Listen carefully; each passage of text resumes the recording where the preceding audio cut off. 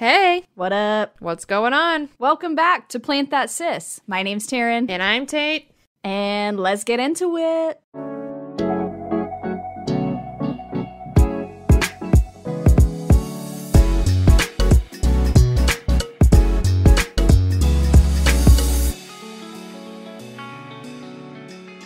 Welcome back to episode 2 of Plant That Sis. We are so excited you're here joining us, chilling excited. with us, hanging out with us. Yes. And we are ready to just get into it. We are going to be talking through in this episode some really basic beginner stuff. So if you are a beginner or looking to get into houseplants, this is the episode for you. If you're a pro, we need you too. Don't worry. So first thing we're going to do and talk through is just our collections, where we're at right now, what methods we're using, kind of just where we're at in life. And then we'll check in with you. Where are you at in life? So Tate, what All you right. got going on?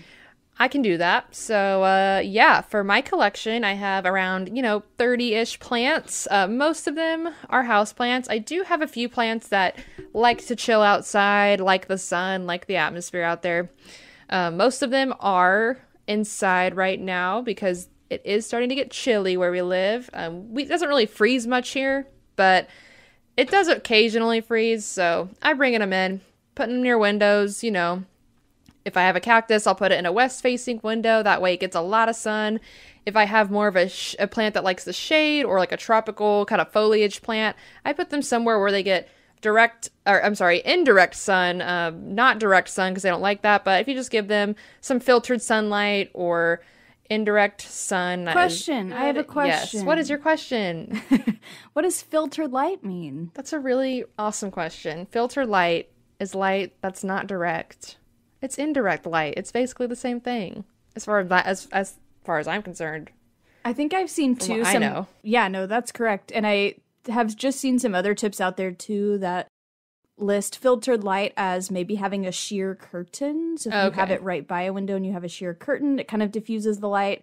And I would imagine it's a little bit different, but I would imagine having your blinds halfway open or something like that could be another way to help diffuse. Yeah, it's just light. in a way that the plant isn't just getting direct sun. Blasted with the sun. Yeah, exactly. Because you know what? It doesn't like, some plants don't like sitting out in the sun, just like I don't like sitting out in the sun, and I get it. So Hey.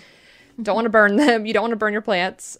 So all of my plants, when you hear Taryn's setup, just wait. But my plants are pretty much in the soil. Some are even still in their nursery pots just because I don't have any pots for them yet. Working on it. And they're doing just fine. They're happy. They are alive. So that's a good sign. And yeah, most of my hardy tolerant plants that are kind of good to go wherever, they're still outside because they can handle the little bit of chili that we have here. But yeah, that's pretty much my setup. Sweet. Okay, so going into my collection, quote unquote, setup, I'm probably sitting around. I didn't count my plants for this episode. Taryn has a lot of plants. I didn't do my homework, so I don't know exactly how many plants I have, but I would guess, I feel like the last time I counted, it was probably around 70 or 80 houseplants. I did just bring in all of my outside plants pretty much. I left a few sacrifices. We'll see if they survive, but I pretty much brought in all my patio plants, which there was a whole bunch of them too. So my house is looking a little crazy right now, but I would say just general house plants that I keep inside, I have between 70 and 80. So most of my plants are in one of two places. I obviously have them sprinkled all over the house, but my best sources of light are in my front room where I have a west-facing window, and also in my bedroom where it's an east-facing window, or multiple windows, I should say. So those are my brightest rooms, and that's where most of my plants are. Of course, I have other plants sprinkled all over the place in between, but that's really where most of my plants are concentrated. I know Tate was throwing shade at me already. Most of my plants are in soil, but I have an overwatering problem. I feel like I probably said that last time. So I have been experimenting with leca, or using leca as a substrate. And to be more specific, you should say passive hydroponics or semi-hydroponics. And the medium is leca. Tate, what's your question? What is leca? OMG. So leca are these little clay balls, basically. It's like the terracotta material almost. But they're these little clay balls. They're all different sizes. LECA stands for Light Expandable or Expanded Clay Aggregate. Didn't know it was an acronym. Yeah, Thought something it was like just that. called LECA. I mean, Yep. So, and I'm pretty sure it may not be exactly what it stands for, but that's along the lines of what it stands for. And we can get into what that semi-hydroponics situation is another day. But basically, the reason I started it is because I was having an overwatering problem. I'm a little heavy-handed sometimes. So, I do have some of my plants in that semi-hydroponic system, but I would say most of them are in soil. Also, most of my plants are in natural light. So again, I know I mentioned my two main sources of light are those two big rooms with windows, but I did recently invest in some grow light bulbs. I have one in a hanging pendant lamp and I have one in a normal just side table lamp. Definitely still trying to figure out how to use them. We're just seeing how it goes, especially again, now that I brought in all my outside plants, I'm kind of doing the whole plant shuffle, seeing what is going to work there. So I know the plant shuffle feel. Yeah. I'll let y'all know how that places goes. Where they will actually work and be happy. Yep. Can be a struggle. Yep. So I'll let you know how the lighting situation goes, but I am starting to dabble in that area. And I would just say overall, obviously houseplants have become a hobby, and I would say they're almost therapeutic to me to take care of. I really enjoy it, obviously, but I'm all about the aesthetic. Call me what you want, but I want that ish to look good. I want things to look put together. I want everything to be in a pot. That's the thing. If you treat them right, they'll look good. Yes. And that's the hard part. Yeah. Yes. So I don't like, I know some people have lots of, I would say, accessories, big old grow lights, or I don't know. To me, a lot of the whole point, if it's in my house, is to be decorative along with being enjoyable for me to take care of. So I feel like that's something that is more important to some people than others. So I would say I'm one of those people. I want it to look good. Good. Who doesn't? Right. Exactly. Truly. Everybody would love to have all the most gorgeous pots. I love when I'm looking on Instagram or wherever at people's plant collections and they have all matching pots. It's like just so pretty. It's almost a little boring. That's why I don't have that, because when I'm buying pots, I like different things. But wow, does it look so good when everything matches? Yeah, it's pretty satisfying. Really, and the plant goes with the pot well too. You know, you can tell they put some thought into it. Well, I definitely feel like over time, especially at the beginning, I would just find the cutest pots that I could find. I like things with a lot of personality, so I would buy them, but it definitely does take away from the plant a little bit. Yeah. If you have a really overstated pot. Not that you can't use them, you just got to find the right combo. Yeah, for sure. I am definitely one of those people, though, all about making it look good. So, here's the fun part. Next thing we're going to do is lightning round. I'm going to ask Tate a list of real quick questions, and then she's going to ask me the same questions, and we're going to try to answer them on the spot. We did not plan our answers. Yeah, we did not prepare for this at all, so yeah. That's the best way to do it. That's the best part. It is fresh and it is real. Yeah, keeping it real for sure. Okay, are you ready? Yeah, I'm ready. Let's do it. We almost need some obnoxious beep beep beep beep beep beep. I know, right? Some music to get us into the breaking news music, there we go. or some shit. I don't know. I'm sure you could find that online somewhere. Just some sound effects. Whatever. Okay, anyways, so lightning round. Here we go. All right. Your estimated total of plants. 30. Oldest plant you have. The oldest plant I have a yucca tree, and it's about 3.5, almost 4 years old. Nice. And she's popping. She's looking so good. We had a little struggle, I feel like, over the summer, but she looks really good. Oh, no, she's doing great. Yeah, she was not looking too good. My old apartment had no light, and it was cold. It was a whole thing, but I got her out in the sun, and she's beaming. Yeah, she's loving life. Sorry, that was loud. Next, newest plant. Newest plant would be my Stromanthe Trio Star, and I gotta say, I'm real surprised it's still alive. Yeah, mine's not doing great. Okay, what's the plant you're most proud of right now? Plant I'm most proud of right now is probably, this may sound lame because these plants aren't even that hard to grow, but my string of bananas, I'm pretty proud. She's looking so good, so long. Anyways, let's keep going. I could go on about her forever. Okay, next question. What plant do you feel is so last season? Like, they used to be your favorite, it used to be your most prized possession, and now that you've moved on and gotten more stuff, that one's maybe fallen a little to the back burner? I have this cool fern, and I don't even know what kind of fern it is. Our Grammy, we talked about in our last episode, she gave it to us, and it's doing really good. I used to love it, and I still love it, but yeah, it is a little last season, but, she's doing good. She's still cute. She's still cute. I don't know what kind of fern she is, but she's cute. What's your favorite? Favorite? That's Just we're what's gonna the ask first? a parent what their favorite child is. I know.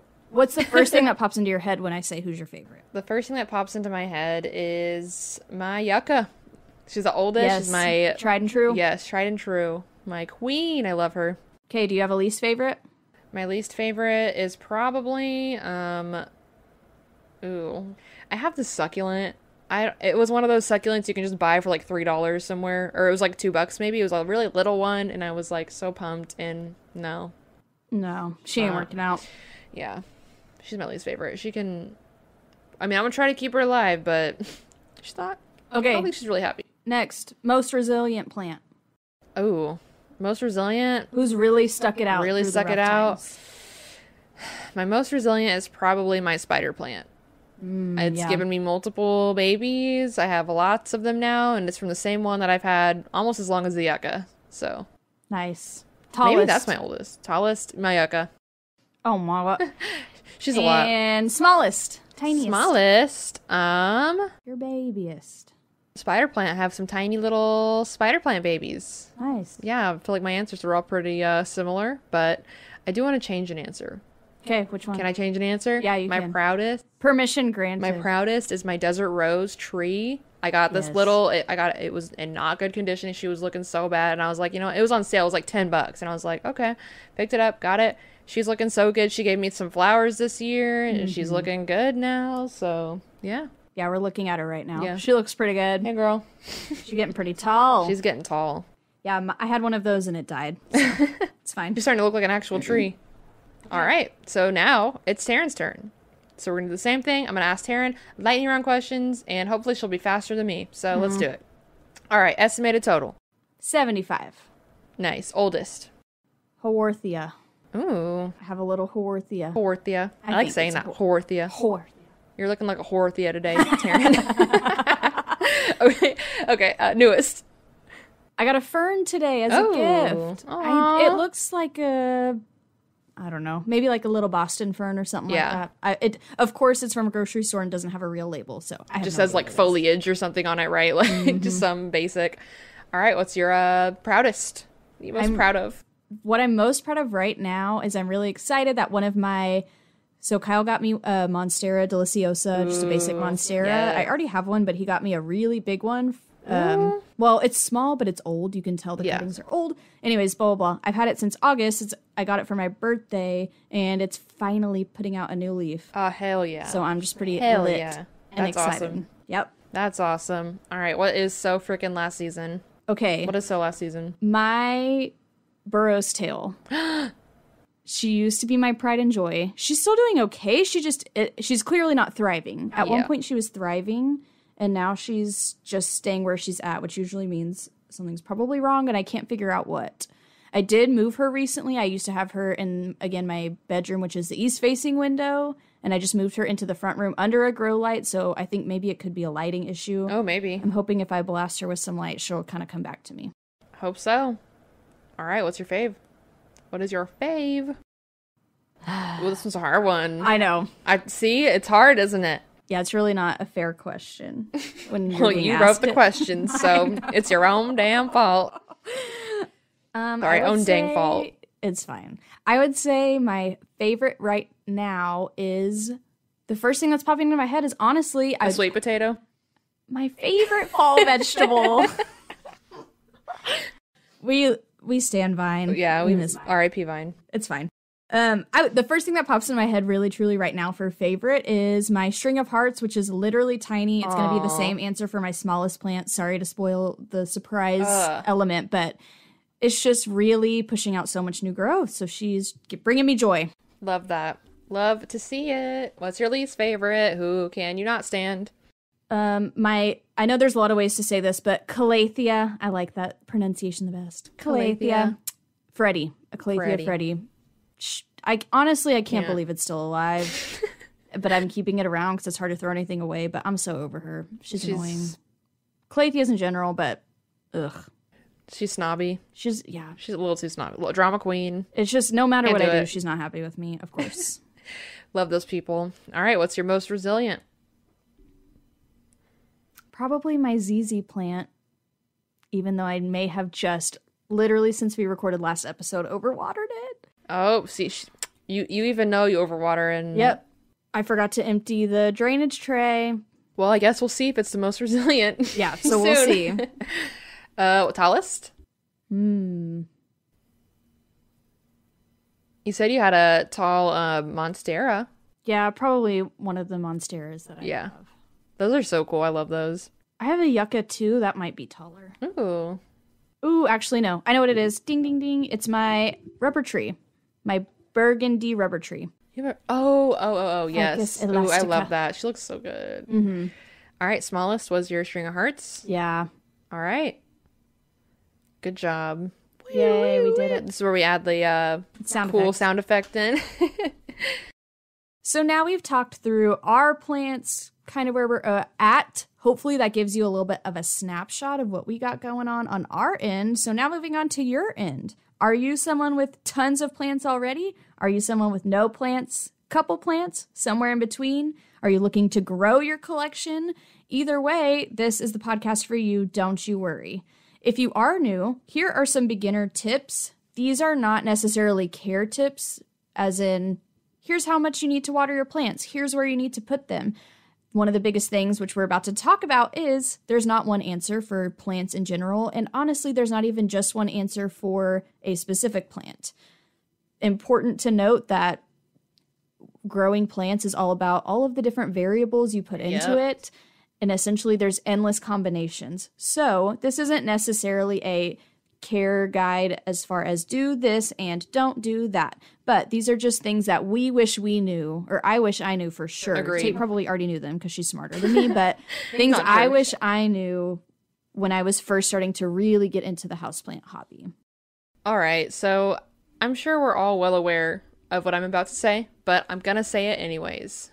The three basic things that any plant is going to need, it's going to need some kind of growing medium. So usually that's soil, or if you want to be fancy like Taryn, you could experiment with some kind of hydroponic system. But, for beginners, we just kind of recommend some kind of soil that they need to grow in. They will also need some source of light. So whether it's direct sun, indirect sun, or maybe some kind of grow light, it will need some sort of light to grow. And the last one is water. It will need to be watered. Now, the last one can be kind of tricky, depending on what plant you have. They all have they'll have different things that they need, different amounts of soil or light or water, different kinds, etc. So that's why after we give you some beginner tips, we'll also give you some beginner plants that you can start out with that are pretty hardy and can take a lot of different kinds of light, water, and dirt, or soil, I should say. So, the first thing, too, when you're thinking about getting plants is what are you going to plant it in? Usually that would be like some kind of planting pot, right? And what's really important for your pot is that it has a drainage hole. Make sure your pot has a drainage hole. There are tons at the store that don't have drainage holes in them for some stupid reason. I cannot tell you how many times I go to a store and I'm like, heck yeah, I love this. This looks so cool. And there's no drainage hole in it. And I can tell you why. Why? Because you could also put your nursery pot in the pot itself. I can't tell you, I've spent so much time drilling holes in pots, and now that, especially I have some plants in the semi-hydroponic setup, but even just in general, I feel that I've learned something that helps me, especially, again, if you're thinking more design-oriented. You want to be able to switch your plants around and the pot always match whatever it's near. So if you just stick the nursery pot inside of the plant pot. That's a good point, because then it can drain into the plant pot or into the actual pot, and you can pour the water out just dump when needed. Yeah. And that makes them more flexible. Yes. Yeah. So that's why some of them don't have drainage holes. Okay. And you can also always drill a hole in it. No prob. Fine. We'll let it slip. But some of us don't have a drill. Okay. Some of us don't have no fancy drills. You're right. So make sure in some way the water can drain out. That's all I'm trying to say. Another thing is, how to water. You would think that'd be simple. You just give it water. Well, guess again. Some plants are not that simple, but basically when you are watering your plant, you want to water it thoroughly. Don't just pour a little bit of water in there. You're going to want to water it so that there's enough water that will drain through to the bottom. That way, all of the roots get some water. and you just want to let it run through. Again, you don't want to let it stand in water. If you have it in a tray or in some kind of pot, like we did. Is that what it's called? Yeah. Cache po. If you're bougie and you have it in your cache po you got at Target, you're going to want to empty the water out when it's in there. You don't want too much water. Plants don't like their feet wet. Most plants, unless you have, some kind of bog plant or plant that likes to be soaking in water, that lives in like water or something. Otherwise, drain that ish. And another good tip is that underwatering is always better than overwatering. If you overwater, sometimes it's just too late and there's nothing you can do. You overwatered it, it's just too late. I have a plant right now that I let sit out in the rain and I'm just slowly watching it die, and it's just so painful. So please, underwatering is better than overwatering. And kind of on that note, that something I meant to say a little earlier was there is not one necessarily right answer or one key. Follow these instructions and you will be set. It's all about learning how to look at your plants and understand what's going on. And that honestly just takes time. The best care guide that you can use is looking at your plants. So looking and seeing what they need. Obviously, there are tons of resources out there. There are tons of creators who have lots of information on how to look at specific plants. Obviously, in this podcast, we'll be getting into the specifics of certain plants. But the main overall key is learning how to look at your plant and evaluate what it needs before you start dumping a bunch of water on it or start pouring a bunch of fertilizer in it or anything like that. Exactly. Because once you do something like that, the changes can happen so quick that it may be too late for your plant. And if you overwater it too much, it could be there's not much you can do. I mean, maybe there are some things you can do, but it's really hard to bring them back sometimes. So next tip we have is document. Something I wish I would have done a lot more, especially at the beginning, was take pictures of my plants along the way. It's great for your successes, so the plants that you feel really good about, looking back where they started, it makes you feel really great about it. And then sometimes vice versa. Remember when I had that one really pretty plant and it died really fast? It's fine, but I would love to look back at that picture that I have of it. So the best way to kind of keep track of your plant progress is taking lots of pictures. You don't have to post them, but if you do, tag us. We want to see. Yeah, tag us. Also, in taking pictures, you can kind of know if you are suspecting that something is up with your plant, or like if you're like, something looks kind of off, you could always compare it to pictures that you took previously. So that way you can kind of keep track of its growth, see if it's happy, healthy, and if it's not happy, you can kind of start to think about what might be the problem. So another tip is that for a lot of these plants, less is more. Nobody likes a helicopter parent. As much as we all love our plants, sometimes they can really benefit from us just kind of letting them do their thing. Sometimes they need some space. That means, not overwatering it. That means not overcrowding it, not messing with the leaves too much, not, messing with just the plant in general too much. Plants, if you think about what they do in the wild, they just kind of grow. Nothing really messes with them. Maybe things eat them, which obviously, don't eat your plants. Cannot recommend that. But if you water them too much, if you give them too much fertilizer, if you change their soil too much, etc., that can kind of mess with them, and they may not like that. It may stress them out, actually. So sometimes less is more, water it when you notice it wilting, water it if you know it's been a really long time since you watered it previously, and watch how it reacts.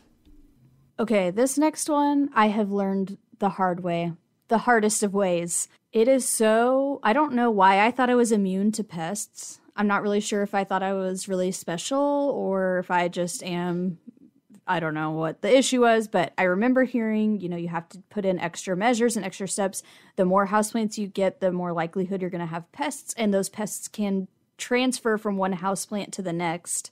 So preventing pests, especially as you're growing your collection and bringing all kinds of new plants in, is so, so, so important. And I ignored that at the beginning. I just didn't really think that was going to be an issue for whatever reason. I went over to Taryn's house one time, walked in, saw all her plants on the counter, saw all them in the bathtub. I was like, what the heck? And then I look up and I see all these tiny little flies just buzzing all around. Fungus gnats. Yeah. I know they're not the worst of pests, so I am counting my lucky stars. It wasn't something worse, like thrips or anything, but... And I have had mealybugs before, too. I had at least 4 to 5 trays of succulent propagations that were finally growing, and then mealybug infestation. They got them. But really the worst one was the fungus gnats. Again, I'm an overwaterer. It's a problem for me. And getting rid of those stupid fungus gnats took so much effort and energy, and you feel disgusting. I felt gross. I felt like I had bugs all in my house, and if you don't know this, I need to tell you right now, I freaking hate bugs. Yeah, Taryn hates bugs. So that was a really big problem for me. It's probably one of my least favorite things about plants is that there's dirt where bugs can live. I really hate that, which is why I also kind of like Leca. Anyways. I mean, even if you like bugs, there's just still is something a little unsettling about gnats just flying all around your house. You know what I mean? They always get in your coffee. Yeah. They fly in your nose at night. Not in and when Has I say that happened night, to you? Did they fly in your nose at night? Yes. When I'm on my phone, laying in bed on my phone, they come to the light and then they fly in my nose. Oh my god. So annoying. Ew. Did you blow them out? I mean, yeah, not in there forever, but just it tries to go up in there. And you're like, Mm-mm. That's disgusting. Nope. I think I'm gonna treat my plants. Yes. Now hearing that. So I just would. I know it's a pain. It's just one of those things. It's like an extra chore that you have one of to those do. preventative measures. But preventing is so much easier than getting rid of. What I've been doing, I've been trying to keep it natural. So I'm doing the classic neem oil spray. Neem oil is spelled Neem. Neem. What I do is what probably most people do. There are tons of people out there that have different specific recipes of how much of everything to put. But basically, I just have a spray bottle. I put water in it. I put a little bit of neem oil in it. And then I also put a little bit of Castile soap. You can also use dish soap. It's fine. I just finally bucked up and bought the fancy Castile soap because it smelled like lavender. So I wanted I also extra. know, sorry, didn't mean to interrupt you. I do also know that there are some recipes you can use with just stuff that you have in your kitchen, like vinegar, some kinds of soap. A lot of these are natural, and I am an advocate for some of these natural remedies, as some pesticides are kind of bad for the environment. So don't mess with the environment or Tate will take you out. Be so sad. I mean, me too. But she just knows exactly. She's just smarter than me. I'm not smarter. I just went to school for it. Yes, if you went to school for it, you would know. But yeah, so one of our last tips is less about plants and more about a mindset thing. And this is particularly for those of you who think that you kill everything you touch and that plant hobby is not for you. Something that's helped us a lot is that sometimes you just kind of have to accept some losses. That's may sound harsh, but at the end of the day, you need the tough love. At the end of the day, you're bringing these plants into your home. You're bringing them out of their natural environment from all places around the world. And sometimes they just might not like where you are. Sometimes they may not like what you're doing. And it's okay. It's sad. You don't ever want to see your plants die. But if you just can kind of accept that it will happen and just try to take it as a learning opportunity.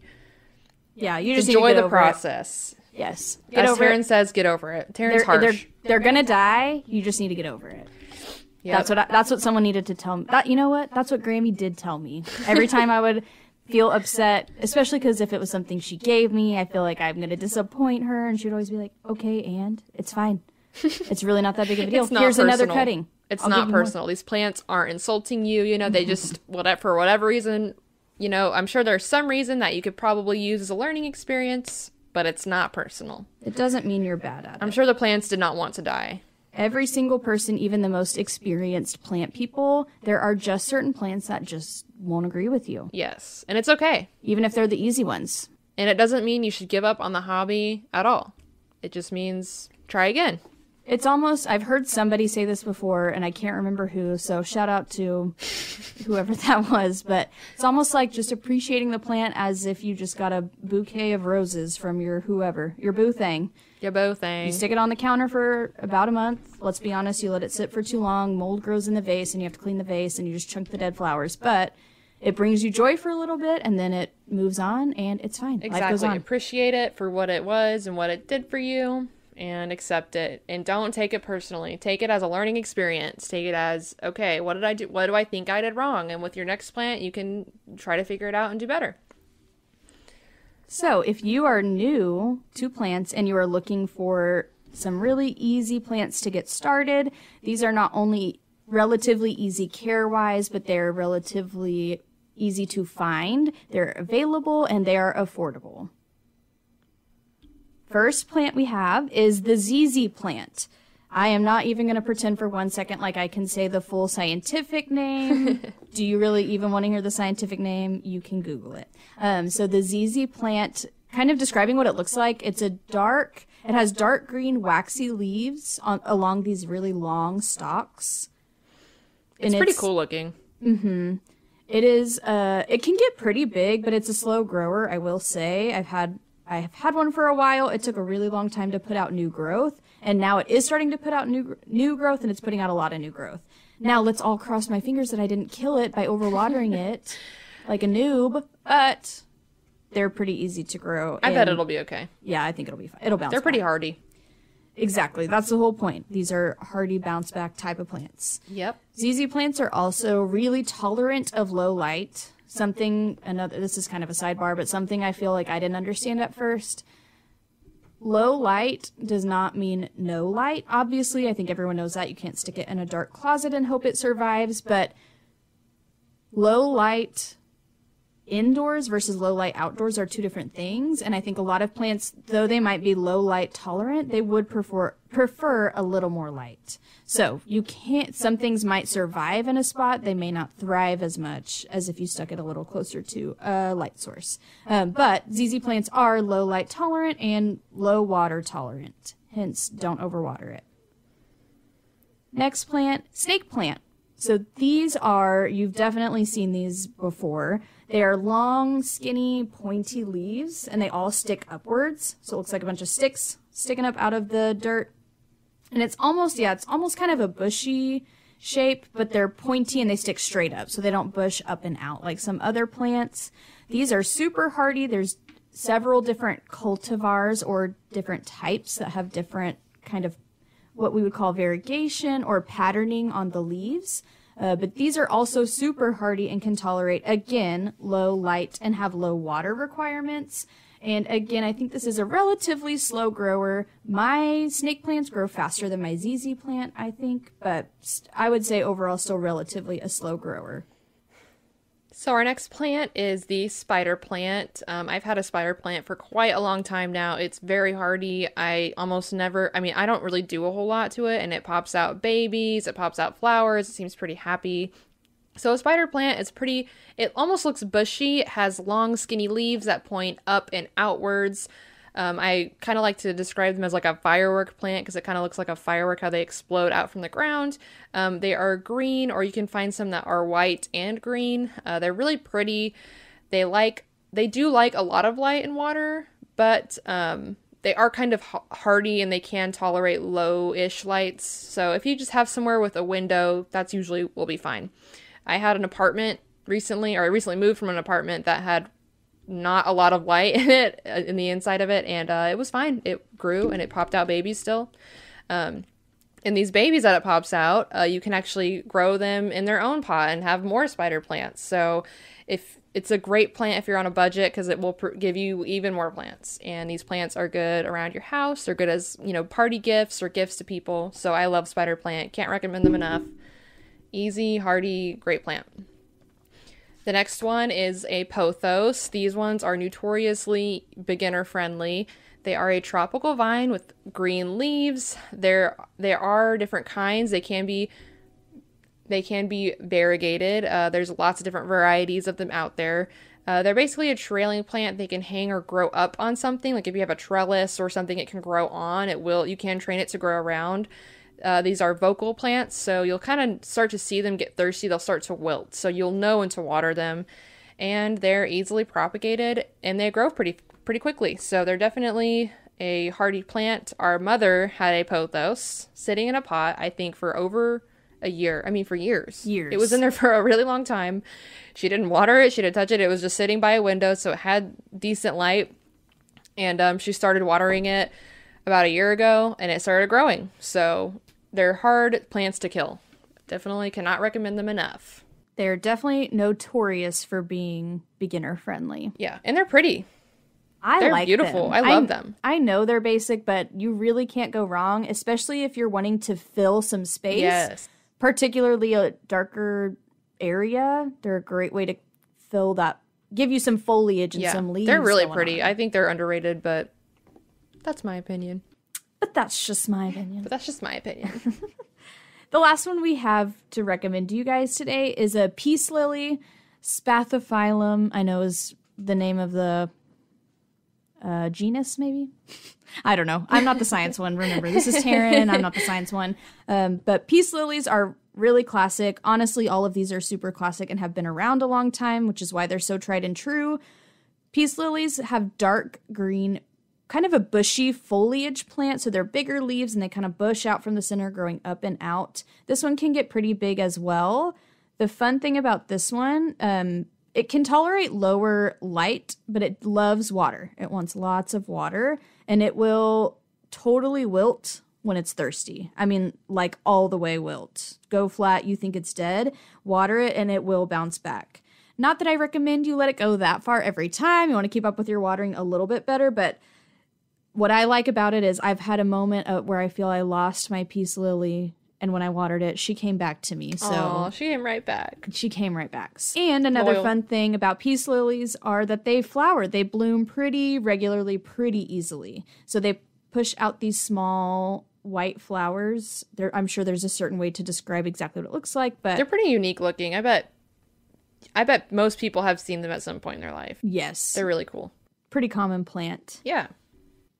So that is our just off the top of our head list that we could give you guys. Those are the ones that popped into our head first. So that is what we're sharing with you today. I am sure you guys could find tons of other guides out there with lists telling you other plants that are really easy to grow. This is by no means the end all be all. These are the top 5 easiest. I would never make that claim. These are honestly just the ones that we have the most experience with and can vouch for them being relatively easy.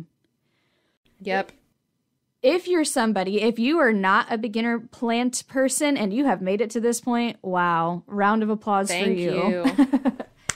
Because I know you know all of this stuff and you've already got your systems down. If you are not a beginner, we are here for you guys too. If you have any tips or any recommendations of what we've been talking about, whether it's how to take care of any of the plants that we've listed, or if you have other suggestions or recommendations for people looking for beginner starter plants or just some basic beginner care tips, the one piece of advice you wish someone would have told you when you started your plant journey, share it with us. Or also, if you want to, kind of show off a little bit, show us your collection. We love to see some good inspiration, give some people who may be questioning or unsure, give them some inspo, show them what plants can really look like, what they can do for your space in your home, and what they can add to your life.